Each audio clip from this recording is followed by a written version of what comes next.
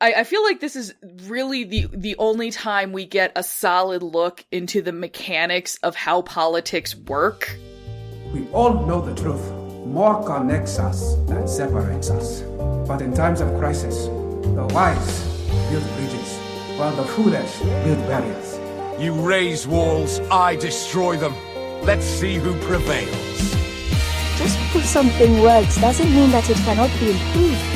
I say we take off and nuke the entire site from orbit. It's the only way to be sure. Allow my sword to join you in the fight against evil. The world needs us to chase dreams. We have to dedicate ourselves each and every single day to this fight because I can't do it alone. You, the people, have the power to create machines, the power to create happiness. You, the people, have the power to make this life free and beautiful, to make this life a wonderful adventure. Then in the name of democracy, let us all unite!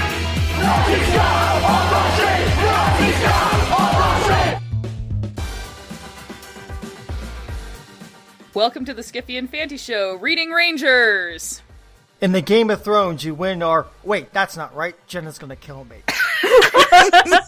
I have come to believe that the principal difference between heaven and hell is the company you keep there. Simon Elliott. Beautiful. I'm Alex. I'm Kate. I'm Trish. I'm Stina. I'm Paul. And today we are going to be talking about A Civil Campaign by Lois McMaster Bujold. Yay! Yay! A comedy of biology and manners, I believe is the subtitle. It is. That is correct. I did not know that. Yep. And it is my second favorite of her books, which is why I was like, I will be on this podcast or I will murder everyone. Or something, maybe slightly less strongly worded. Before we get started, I wanted to give her a quick reminder.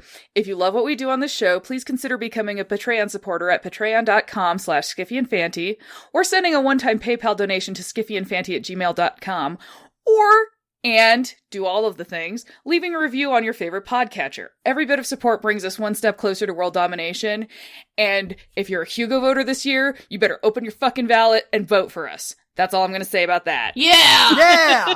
Yeah! World domination! World domination! All right. So, let's see. We're going to start off by doing a summary, and Kate has been voluntold to do that. Take it away, Kate. Okay. In our last book, Miles met the estimable Catherine Vorsoisson. I can sort of do Russian, but I can't do French.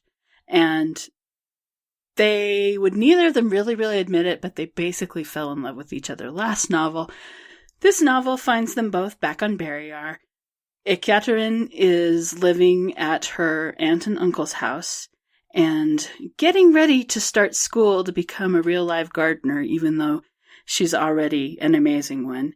And Miles desperately wants to court her, but she is recently widowed and her marriage sucked donkey.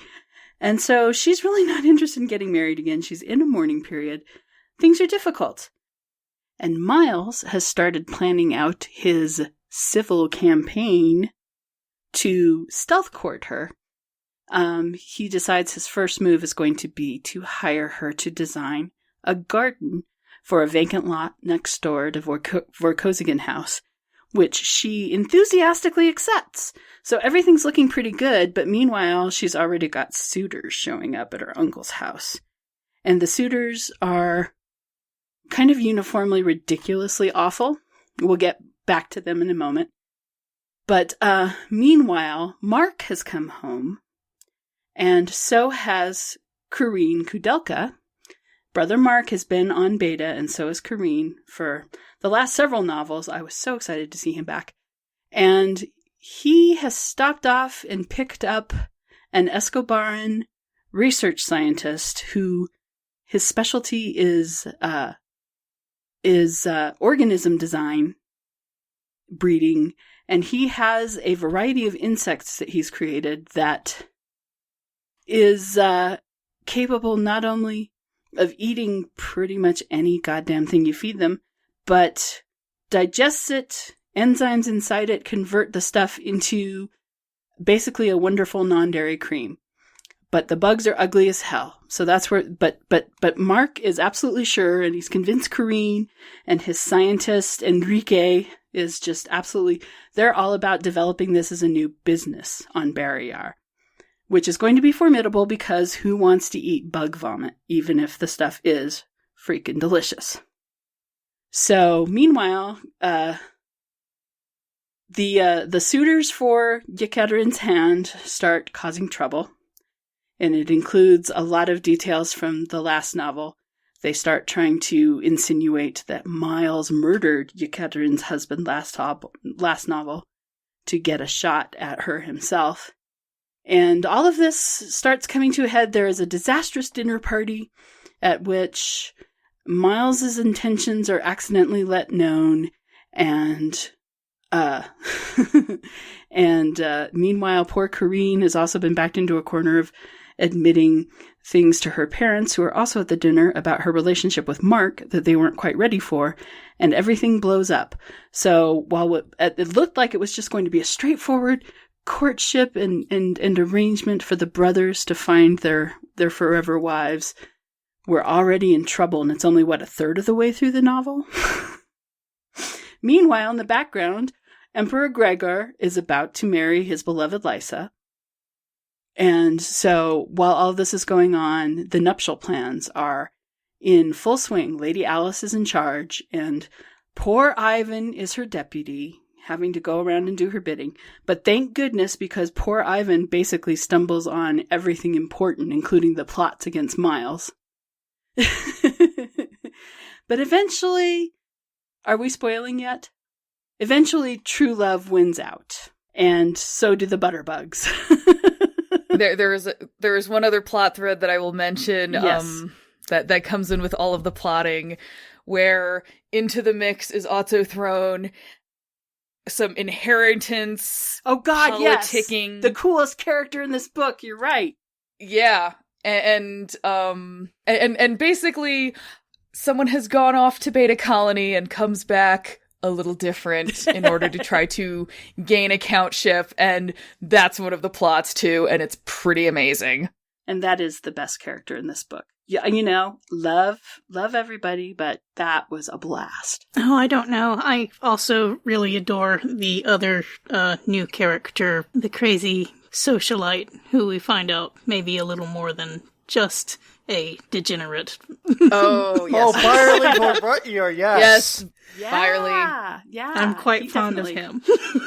Yeah. Yeah, there's a lot of just, capital politics stuff going on. And for once, Miles is taking a break from being Space Nancy Drew. Yeah, and he makes a pretty good, Paul Atreides? String puller? I mean, I think he makes a pretty good Count Vorkosigan. Well, yeah, he's a fucking amazing Count Vorkosigan, even though his dad is still there. So, summary done.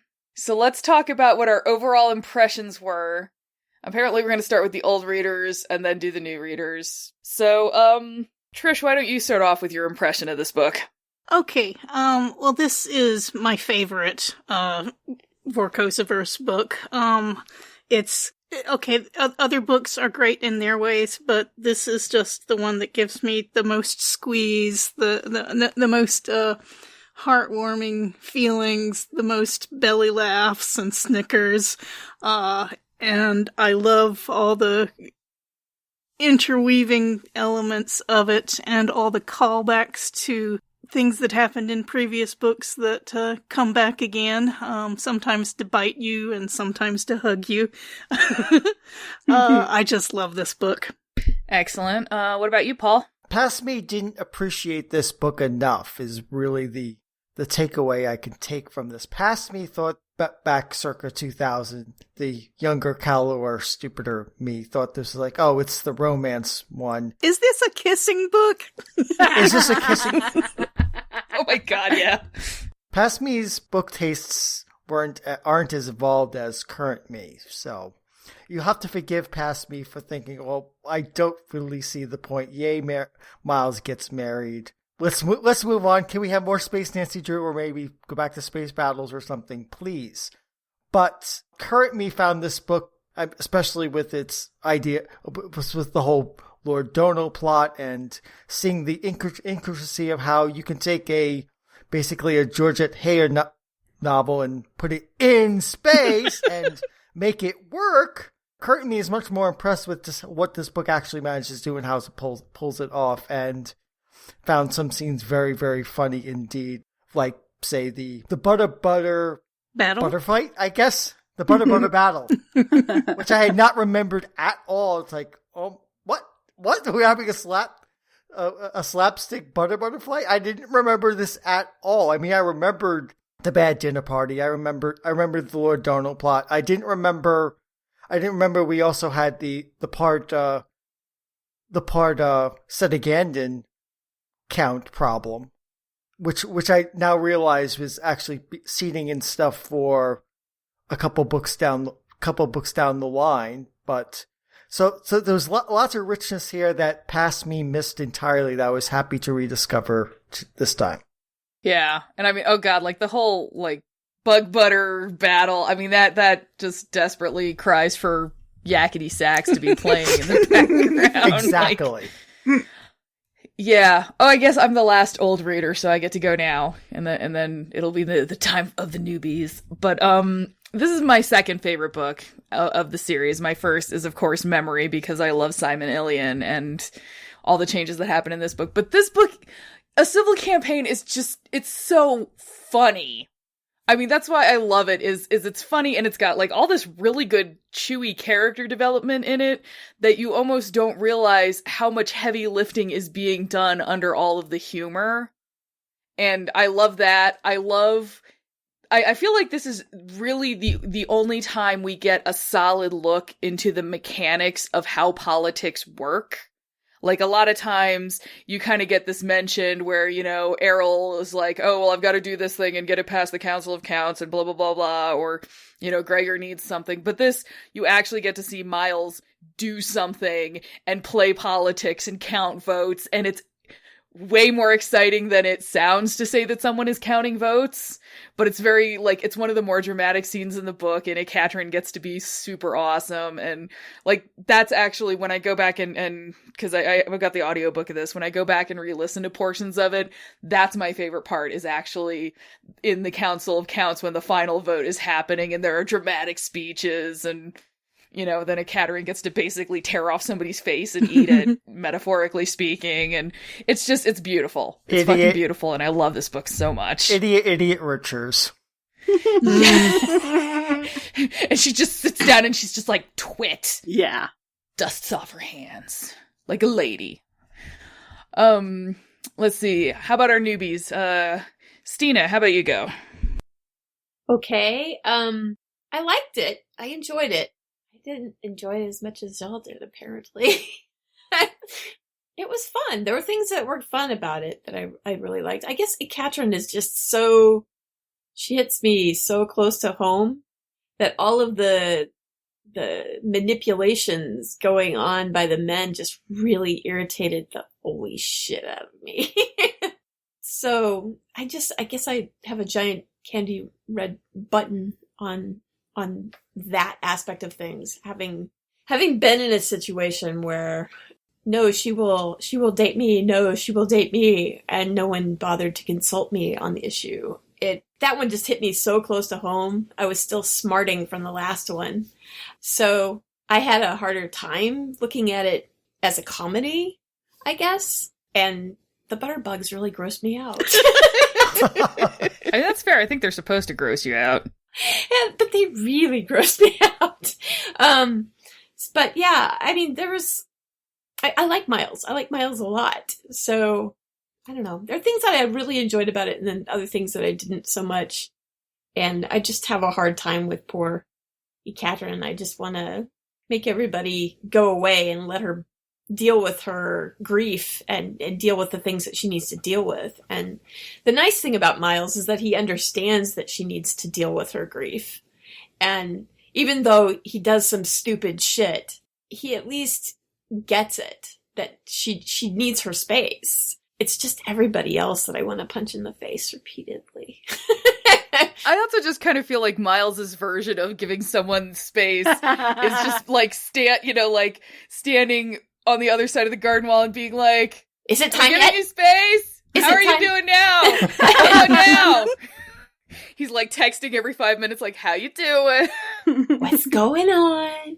Yeah, there's just certain aspects of that character, which tells me, frankly, that she's really very well written. But she's just so close to home. It's kind of painful for me. All right, and Kate, what did you think? Oh my goodness. Well, first of all, as the token entomologist of Skiffy and Fanty, the butterbugs were my favorite part. And I love the scientist. And I was kind of sitting there for a while when it was almost looking like Euceterin and, is his name Esteban? Enrique. Were almost maybe going to have some chemistry, and I decided that was okay. It wasn't my first choice, but I was going to be able to live with it. But that whole little thread that quickly dissipated. But I was okay with that. But I just love the bugs, you guys. There's not enough bugs in science fiction. And when they are, they're usually like a giant monster aliens and they're the enemy. And these were just, I can understand people not wanting them to get loose in your house. And they were described as, the pulsing abdomen and stuff. I'm trying not to trigger Stina, but I just really love that, even though the likelihood that we could ever design an organism that not only produces a wonderful edible food, but also produces frass that is high quality fertilizer, I'm not sure that the chemistry would ever actually work out, because something's got to, there's waste product in the shit that they're eating. Where is it going if it's not making perfect fertilizer and wonderful food? But I loved that whole plot thread. I loved all the stuff with Lord Dono.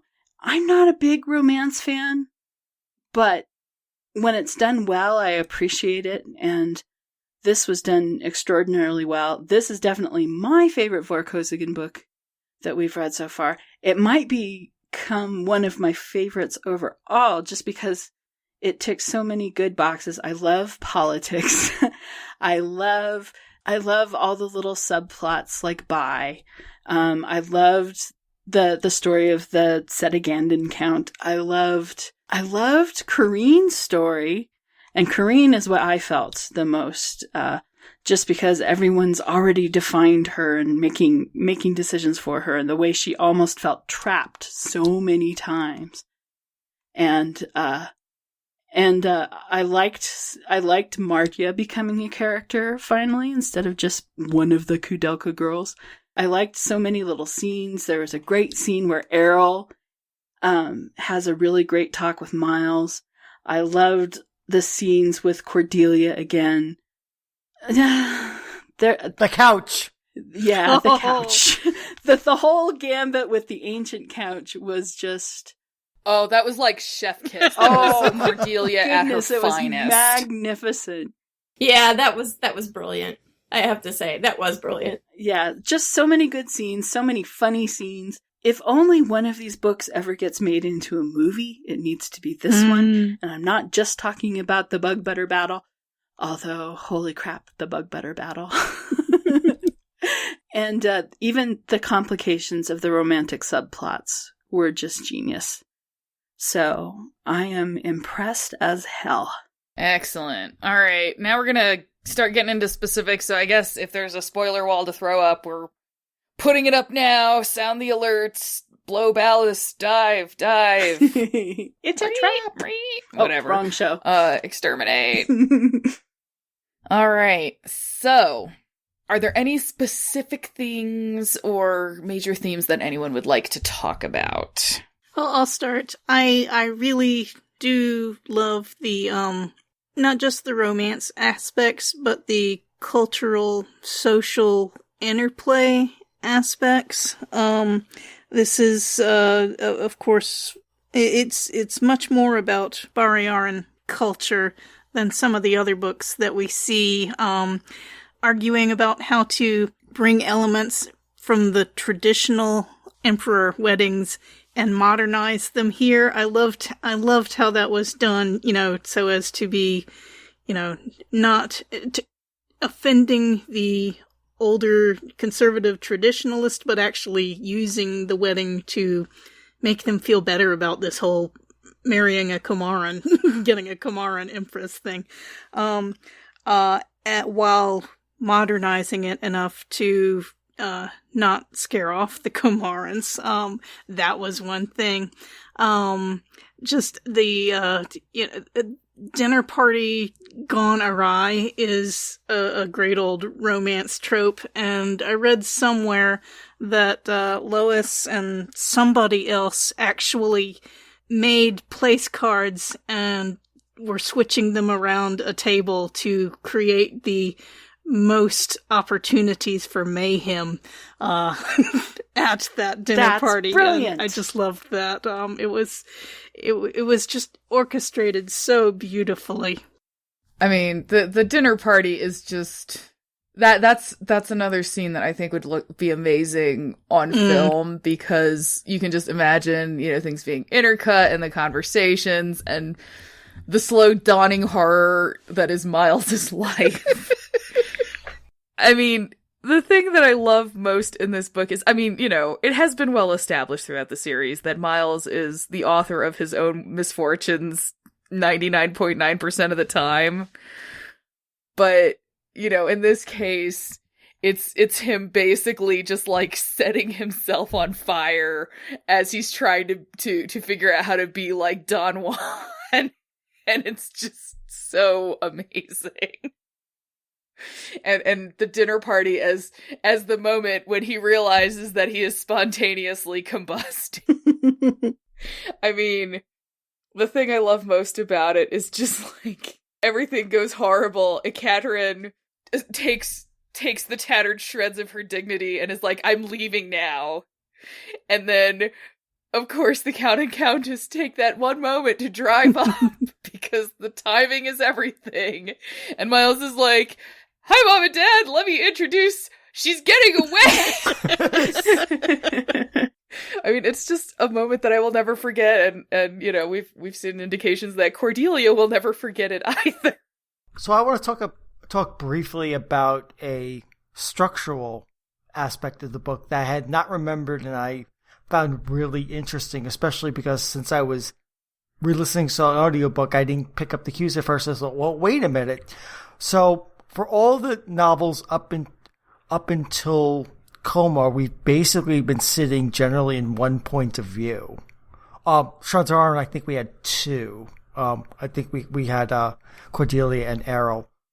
In Comar, we break away from Miles alone to add in Ekaterin. In this novel, we get Miles, Ekaterin, Mark, Karine, and Ivan, which really surprised me is that Lois decided to break her general forms to put us into so many heads. I mean, it was useful. It allowed us to spread out and see things from different points of view, especially poor Ivan the donkey. But I found it interesting that she managed to make everything distinct and easy. So like when I knew exactly whose head I was in any particular time, even if they were in the same room, just because of how she wrote the book, and I really appreciated that. And I could see this is where she starts really redeeming Ivan as a character from the earlier Cad who tried to sexually assault someone. It's like Ivan here, even under the thumb of Lady Alice. I think it was you, Alex, who said that he winds up basically, or somebody else said he basically winds up uncovering every single plot somehow. I mean, Miles is so laser focused on trying to help Ekaterin that it's Ivan who winds up playing tic-tac-toe to help everybody along and push the plot through and surprise his cousin for a change. Oh yeah, I mean, Ivan gets to shine in this because it's like, while Miles is off setting himself on fire, Ivan is like, okay, now I have to be Space Nancy Drew, like, Junior.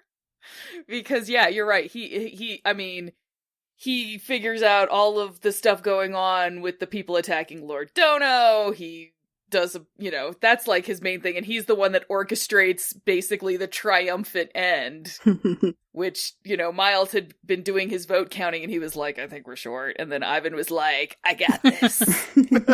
Yeah, that was pretty great being able to see Ivan do some really positive things and not just sit in the background and be a jerk. Well, and I love, because Ivan is that character who's just perennially like, I don't want to be involved in anything, I don't want to be noticed. And this is the book that Otso just really kind of points out, he's kind of full of shit. Yeah. He doesn't necessarily want to be recognized because it does make sense that he doesn't want to have too much attention paid to him, but he definitely wants to like act as a positive force in his world, and he gets kind of pissy when Miles tries to cut him out of that. Yeah. Like, what do you mean you don't need me? Yeah, he wants to be argued into doing stuff for Miles, and then when that is taken away, he kind of doesn't know what to do with himself for a little while. And yet, the scene, the bit in which he most gets to shine, is kind of the one where he was mostly trying to avoid responsibility like he always does, at the big reception. I mean, he's partly after Olivia, but a lot of it is just, I don't want to get roped into anything else, so I'm going to latch onto her. And that's how he winds up being in a position to be the big damn hero. And that was really, really awesome. And the other character we haven't talked about yet, who really, he only had a few moments, but they were awesome, was Gregor. Mm-hmm. Yes. Oh, I love Gregor. Gregor has grown up into the ideal emperor. And I loved his scene with Nikki. Mm-hmm. I loved how he handled the whole thing with Nikki. I love the way he handles his people.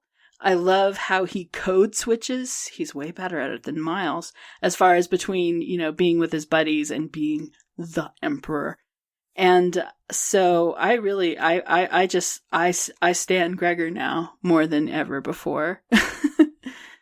Right up there with Cordelia, as far as just awesome people who I wish were in my real life. Well, and I love where at this point Gregor's little, like, his catchphrase has become almost sinister. Like, all right, let's see what happens. Yeah. And Lois's attention to his micro expressions and what they communicate to everyone else who's even remotely paying attention and can appreciate it, which is mostly Miles, but I just thought every bit that he was in was just ding ding ding. Oh, like when it's the Council of Counts scene and he has to like come into the back room and deal with Ekaterin's bullshit family drama as the emperor. And you can tell he's just like, I just, what I love about that scene is just imagining like Ekaterin's, her brother-in-law and her brother just sitting there like pooping in their drawers, and Gregor's like, I got somewhere to be. Come on. Just what's going on? Let's be brief. Keep it moving. And how wonderful he was with Nikki to begin with. Oh, yeah. And what a good idea that Miles had to introduce the two. Because, well, I know someone who's lost a dad. And, is just thinking in terms of, I know someone who lost a dad. Who's lost a dad? I had forgotten it would be Gregor. Right. And oh, yeah. I thought, wait a minute. Ivan's lost a dad. It can't be Ivan. Oh, God. Could you imagine Ivan trying to talk to Nikki? No. Like, here, Ivan, here's a child. And Ivan would be trying to break the door down. Yeah. That would be awful. Yeah, I like how Gregor handled Nikki. Giving him his personal access code and everything. Yeah, that was really nice. I was extremely annoyed with Mark, though. I have a thing about people feeding me food and then not telling me what's in it. Yeah. That was kind of gross. I have a thing about that. I have a real thing about that. It's, that made me so mad for everyone. It really did. What if someone's allergic to bug butter, man? Exactly. He's actually putting people's health in danger by doing that and just being, in my opinion, so selfish in his pursuit of wealth. I mean, I understand why he was doing it. I understand it's because he wants to make a life for himself. All of that makes sense, but the way he went about it was so inconsiderate and dangerous, in my opinion. He just basically used all those people as lab rats. You know, he didn't know. That made me so angry. Which is like the other problem I had with it. It's not like I'm having problems with how it's written, because Bujold is such a great writer. I'm having problems with actually the characters themselves and the choices that they make, right? And not because these choices don't fit them. Those choices fit them perfectly. These are stupid things that people would do if they were real people. So I think that's really cool because I'm emotionally invested. You're mad at them as if they were real people. Yeah, just not in the way that y'all are invested. I will say, of like the viewpoint characters, Mark was honestly my least favorite in this book. And I didn't particularly care for the chapters that were his, just because so many of his chapters were him just being like, hey, Kareem, want to have sex now? How about now? How about now? Maybe now? How about now? And I was just like, dude, you need to fuck off. Yeah. Yeah, I felt the same way. He's trying to contrast himself from Miles, and he's succeeding. I did like that Kareen has been brought in on the whole situation with the Black Gang, you know, so intimately to where she even knows all of the individual sub-personalities that he's managing. Yeah, and that's the only reason I'm okay with that coupling. Yeah. Is because she knows everything. She knows what she's gotten into. Yeah. Yeah. Right? I was mostly like, well, I guess it works for them. Lid for every pot, etc., etc., etc. I guess. Exactly. Well, just like I'm glad that Enrique has maybe even got a girlfriend. Oh my god. And I like the way was it their dad that was just like, well, we've got a businessman, we've got a military man, we got all we were missing was a scientist. Isn't it her dad that observes that? The four of them have taken up different aspects of society. Yeah. I think so, yeah. Yeah. Kudelka's conquer the world. So, you know, that's kind of a metaphor. They raised daughters, and they seem to be the only noble family who did in this generation. And so they've got to make sure that all sectors of society get a Kudelka girl. And yet they didn't do anything to make it happen because they're not terrible parents. They're just a little bit backward. Just a little overprotective. Compared to Cordelia and Errol, which, who wouldn't be? Oh my god. Just, I don't, like, okay, you know, I talk about the Council of Counts scene as one that I go back to often. The other one is Cordelia and the couch. Because it's so good. Because why wouldn't you? It's just brilliant. Oh, it's so beautifully done. And the thing is, like, when I first listened to this book and they mentioned the couch, I actually was like, oh. and then she did it, and I was like, oh, do not mess with this woman. She will remember things for decades. No shit. Do not mess with Cordelia. Just don't. She never forgets. How can she be so awesome and still be so believable? You know? I mean, there's no way that anyone could ever accuse her of being a Mary Sue. I mean, she's just so perfect, even though she's perfect. I mean, I think if anyone did accuse her of being a Mary Sue, she'd psychoanalyze them, so. Yeah. They would not come out of the encounter alive. But how is she so perfect, even though she's perfect? It's just what I always end up thinking as we finish up. For all that she hasn't had many scenes since her own books, she makes them count. Oh, yeah. Oh, should I say she makes them countess? Oh my god. Arg. I'll show myself out. Speaking of counts, I would like to hear what people think of Count Dono. Oh my god, oh my god, oh my god, oh my god, oh my god, that was the greatest. I think you should go first, Alex. Yeah, you should go first, Alex. Well, I mean, obviously, like, I really enjoy the fact that we have our first canonical trans man character in the Vorkosiverse, and he's super fucking awesome. And, you know, it was also interesting to kind of watch him come in and be dealing with very recognizable problems as a trans person.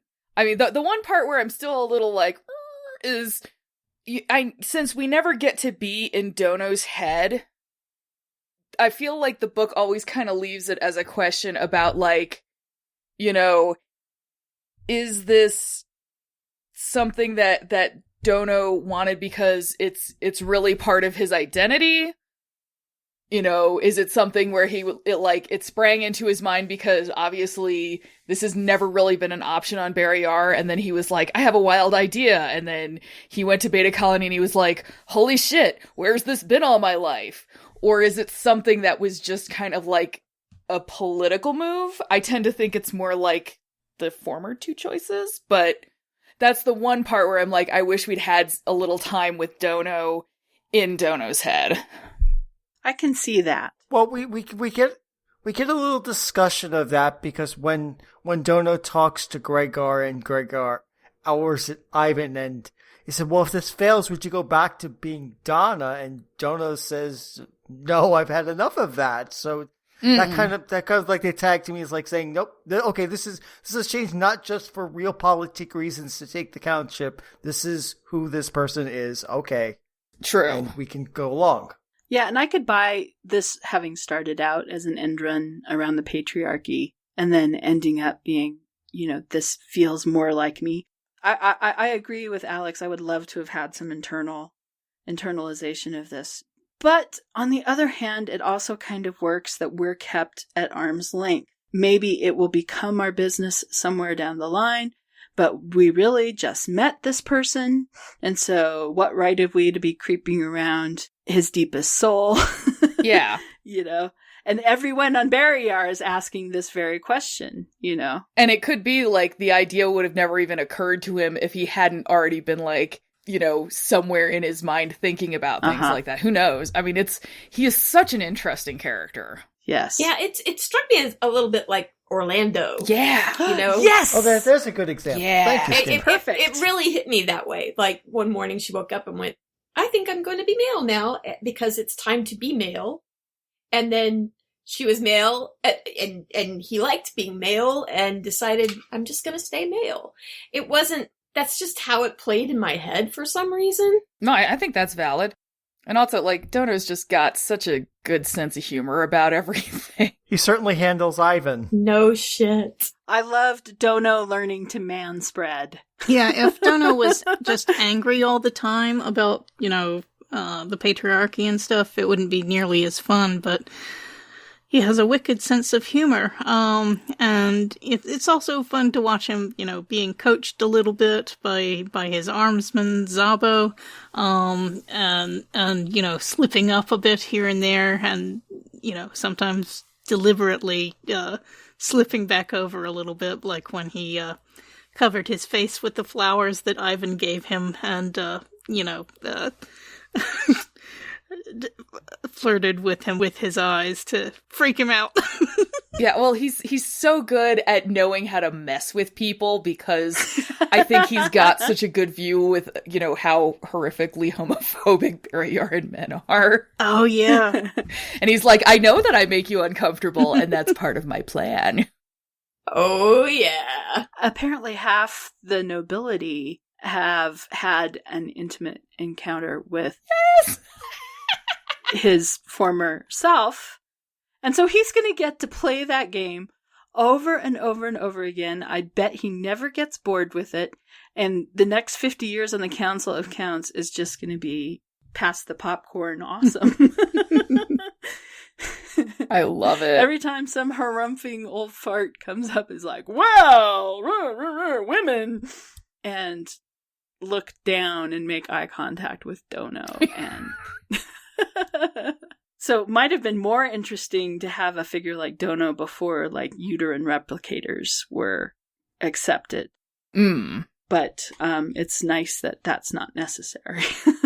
Well, and I love that because of all of that past history he had, it allowed him to make contacts through Alice into the Lady Vor network.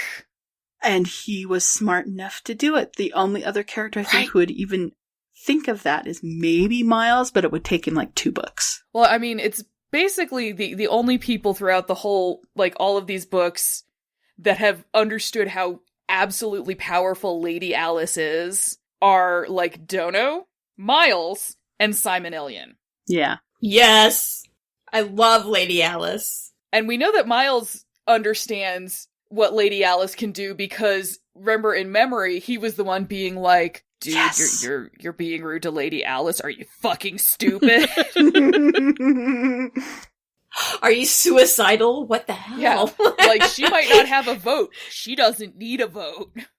Oh, no. Yeah, I love that. And then we get to see that come to fruition here where she's just like, you know, here's how I'm going to get a bunch of votes for you, Miles. Yeah, she's a social general. Oh, she's amazing. I love that woman. Great character. Really great character. All right, any other specifics someone wants to bring up? I just want to mention the other Countship plot is something that actually winds up paying off again 3 books hence. Yeah, I think it's 3. Yeah, the part yeah. Oh, they're set again in blood flowing around Barrayar. That will become important. I had not remembered that from this time because I've read that book in question more recently, and so it's like now I see like, oh, so she should put the seed here. Got it. Mm-hmm. I mean, it gets a lot. I mean, it's like, does set again in blood disqualify you from the Countship? Gets a lot less play than Lord Dono. It's a much smaller problem. I mean, it winds up being crucial. That book winds up being crucial, and the little voting manipulating game that Miles does to make sure that both can pass is fun. But that's a seed that she's planting here that I didn't realize she had planted when I read the book in question. But now I see like, oh, okay, this she's going to bloom out of that in the future. That's just like there's plenty of stuff here that comes paying back. Like we see stuff all the way back from Sita Ganda in this novel when the Hot Lady shows up. I was just going to ask if the Hot Lady is part of the ongoing forward. I mean, I was going to say, we see stuff paying off in this book back from Barrayar.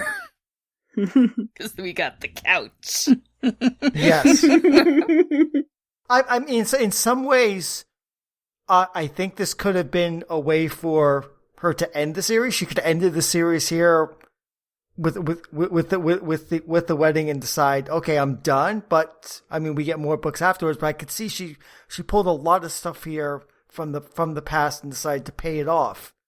I mean, she set some seeds for the future, but I felt in some ways that she could have, if she wanted to stop writing Vorkosigan novels, I think she did for a few years, she could have stopped here if she wanted to, because of the way she sews everything up. It does feel very complete and all-encompassing, and I bet you Trish would agree with me on this. It's a social novel this time. It reminded me more of the Russian roots of Barrayar than anything that's come so far, and it felt almost like a Russian novel. You know, not Dostoevsky, but, you know, maybe a Tolstoy or...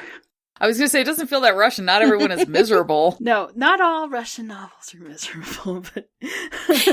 and the answer is not God, so there's that. Yeah, right. So you guys have read Dostoevsky and Dostoevsky and Dostoevsky, huh? But yeah, the author definitely meant it that way. The book is dedicated to Jane, Charlotte, Georgette, and Dorothy, which is Jane Austen, Charlotte Bronte, Georgette Heyer, her hair, and Dorothy Sayers, I believe. Well, she basically names them as queens because it's Long May They Reign. Mm-hmm. Right? Yeah, that's the dedication. So, I mean, you can see echoes and influences, but I really believe that this book feels so, you know, it's not at all dated. It's got so much going on personally and socially, and, you know, it's the interactions and the little subtleties. There's so many little subtleties in this book. Just really filled my heart with joy. All right. Anything else? I love Byerly, and I'm glad we see more of him later. Yes. Yes. And again, I had forgotten Byerly first really shows up here. Like, okay, so that's where she started him. Got it. Yeah. It's been way too long since I read this. I read this book in 2000, and I was a different reader back then. Well, so you had not read it in the intervening 2 decades? It was one of the Wakazians I had not read because I thought, it's the romance one. I don't need to reread it. Wow. So yeah, it's the one I've reread the least. This is only my second time I've ever read it. So live and learn. Well, I'm glad we made you do it then. Oh, yeah, that's interesting because it's definitely the one I've reread the most. One thing that made me especially smile. What's the name of the military man that was pursuing Yekatrin? Oh, Anyway, him getting sentenced to Camp Permafrost. Yes, and that's a call. Yeah, that's another payoff from way back when. Oh my God! That was just that had to have been just a wonderful little private joke between Gregor and Miles, because you can tell that Miles has been telling people about Camp Permafrost forever, so Gregor's probably heard the story 1,000,000 times. And yeah, it's perfect. And it sounds like he's there for life. Well, he won't cause problems for Gregor there. Well, there were problems there once. Unfortunately, Miles was there to solve them. Yeah, for me, this really did feel like the end of the series in a lot of ways. Even though I know there are other books and we're going to continue reading on, I was kind of disappointed that was just felt like that's it. But we don't even get to see Miles be happy in his marriage or anything like that. It's just... Well, the next book's their wedding, right? We kind of skip over that. Yeah, they actually skip the wedding, and the next book starts at basically their honeymoon. Oh, so there is more Miles. Yeah. I think the wedding is in a short story, but I don't have that in a collection anywhere.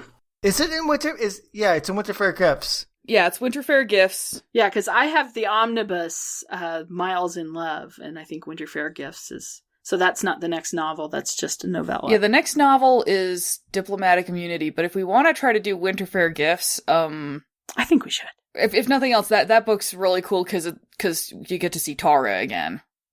Then we definitely have to, or I'm never going to be on this show again. Wow. Oh dear. Ooh. I love Tara.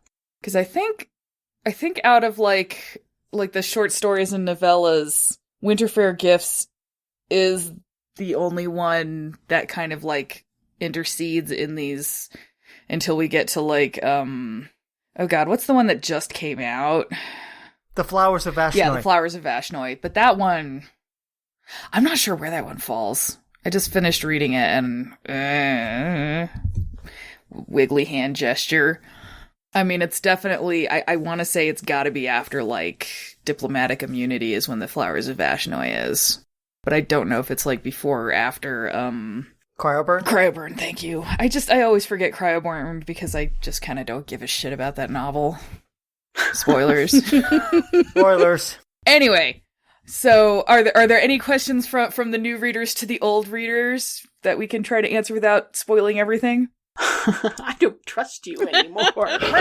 No. Wow. Oh, wow. What did I do to deserve Ouch. that? No, I have to say one thing. Paul was very good playing it close to his vest on Twitter. I didn't get to join in the show for the last book, but I'd mentioned early on that I was really liking Yekatrin, and Paul was just like, I'm glad you like it. I mean, it was so early on that I wasn't even seeing her as a potential mate for Miles or anything. I was just really early on. I was just like, this is a cool chick. She's well written. And Paul was just like, yeah. Oh no. I immediately saw her as a potential mate for Miles, almost immediately when she was introduced. I don't know why. There was just something about it that just said, yeah, this is heading in that direction. Well, imagine when you first start out and she's a viewpoint character, you're like, oh, well, she's important. True. I mean, you're breaking Miles' viewpoint to show her point of view that the author was tipping her hand a bit there. But she was also married, so I was just like, So, I obviously don't read enough romance novels. Unless you count Dorothy Dennett. I'm not sure that counts. It counts if you want it to count. Sure. Yeah. So we do get more Miles later. Absolutely. Oh, That's yeah. my question. So basically, just to kind of go over what we have to look forward to. Okay, so we are going to read Winterfell Gifts next, because that is actually chronologically the next one. Okay. Then it'll be Diplomatic Immunity, which is a full novel. Then apparently Captain Vorpatrol's Alliance, and then Cryoburn, and then Gentleman Joel and the Red Queen. And then after that, I found an answer. Apparently the Flowers of Vashnoi should come after Captain Vorpatrol's Alliance and before Cryoburn. Okay, so we have time for that one. So we should plan to do Winterfell Gifts next. Yes. Okay. Hooray! Do we get more Butterbugs in the future? You get something, you get to see Enrique, and you get more but different bugs in Flowers of Vashnoi. Okay, I would read standalone books about Alice. I would read standalone books about Enrique. And I think I would also read a standalone book about Gregor. See, I would love an Alice book or a Gregor book. I feel like Enrique is a character that needs to have, a leash? I think I'd rather read a Martia book where she is managing Enrique amid plots in the capital city. Yeah, he's better. He needs someone as a foil, or he works better as someone else's foil. Like, if it was a standalone book, it would just be kind of like him wandering around and bonking his head on things, I feel like. Oh, I think if she really wanted to tackle, like, the internal thought processes of a biologist, it might be really cool. But I agree that something from Margia's point of view might make a better book, Trish. It would be a little more focused. Yeah. Now, I love Lady Alice. I would love to see more of her. I like the way Simon Ilion ended up. I like where all of that went. That was extremely well handled. Even though for me, it paralleled a lot of what was going on with my dad, too. I remember. He's got Alzheimer's. So I just thought that was so well done. It was so well done. But anyway, that was my main question, is there more Miles? Yes. We do see Ilion some more, too, though. There are certainly critters in Cryoburn. Also true. All right, so I think this is the part where I say thanks for joining us today for Reading Rangers. Next time we will be tackling at least Winterfell Gifts. Once we've kind of eyeballed how long it is, we might also add in Diplomatic Immunity. We'll figure it out. You'll find out when you get the episode. Either way, it'll be really cool because the series is cool. And now everyone gets to say goodbye forever. Stay frosty. Bye. Here's to cunning plans. You're welcome, citizens. You're welcome.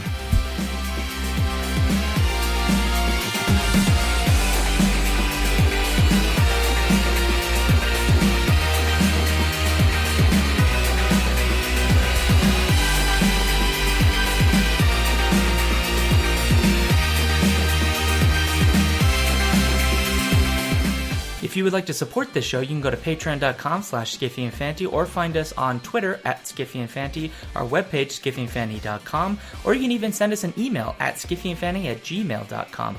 The intro music for this podcast was taken from Rock Thing by Creo. You can find out more about their music on freemusicarchive.org.